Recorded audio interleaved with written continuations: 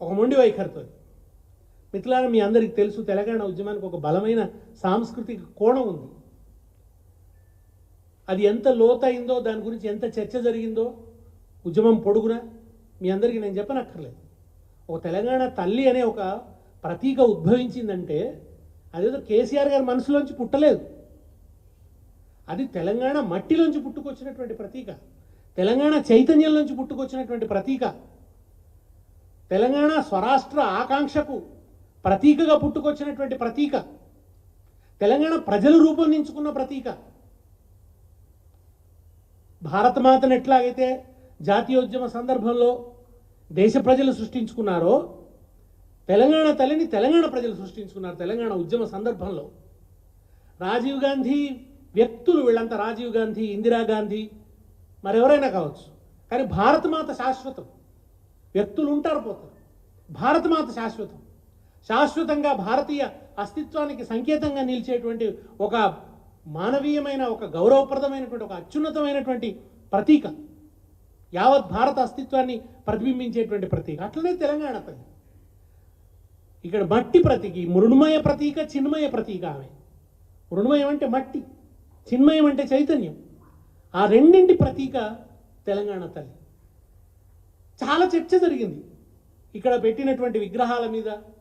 సరే, జాతీయ పార్టీల ఏలుబడి కనుక జాతీయ నాయకుల విగ్రహాలు పెట్టారు. ఆంధ్ర పరిపాలన ఉన్నప్పుడు ఆంధ్ర వాళ్ళ విగ్రహాలు పెట్టారు. చివరికి ఏమైపోయిందంటే తెలంగాణ వాళ్ళ విగ్రహాలకు చోటు లేకుండా పోయింది. సరే, కొంత తెలంగాణ రాష్ట్రం ఏర్పడ్డ తర్వాత ఒక తెలంగాణ సాంస్కృతిక పునరుజ్జీవన ప్రక్రియ అనేది ప్రారంభమైంది. ఆ ప్రక్రియను కొనసాగించవలసిన బాధ్యత ఇవాళ ఉన్న ఈ ప్రభుత్వం మీద ఉంది. తెలంగాణకు ఒక సెక్రటేరియట్ భవనాన్ని నిర్మించి దానికి బిఆర్ అంబేద్కర్ పేరు పెట్టుకున్నాం. అంబేద్కర్ పేరు పెట్టడం వెనుక ఉన్న సామంజస్యం ఏమిటంటే, అంబేద్కర్ గారు రాజ్యాంగ నిర్మాత, భారత రాజ్యాంగ నిర్మాత. ఆయన ఈ దేశం గర్వించేటువంటి ఒక మహోన్నత మానవుడు. ఆయన పొందుపరిచిన ఆర్టికల్ 3 ఆధారంగానే, అది ప్రాతిపదికగానే, ఆ చట్టం ప్రాతిపదికగానే, ఆ నిబంధన ప్రాతిపదికగానే తెలంగాణ రాష్ట్రం అవతరించిందని ఆయనకు కృతజ్ఞతా పురస్సరంగా, ఆయనకు ఒక హృదయం లోతుల్లోంచి గాఢమైనటువంటి ఒక అంజలి సమర్పించేటువంటి పద్ధతిలో కేసీఆర్ గారు సచివాలయానికి అంబేద్కర్ గారి పేరుతో నామకరణం చేశారు. ఆయన చిన్న రాష్ట్రాలను సమర్థించాడు. అంతేకాదు, ప్రాబల్య వర్గం దాడిలో నలిగిపోయేటువంటి అస్తిత్వాలు ఉంటాయి కనుక కొత్త రాష్ట్రం ఏర్పడాలంటే పార్లమెంట్లో తీర్మానం జరగాలి తప్ప అసెంబ్లీ తీర్మానంతో పని లేదు అనే సడలింపునిచ్చింది కూడా మహానుభావుడు అంబేద్కర్.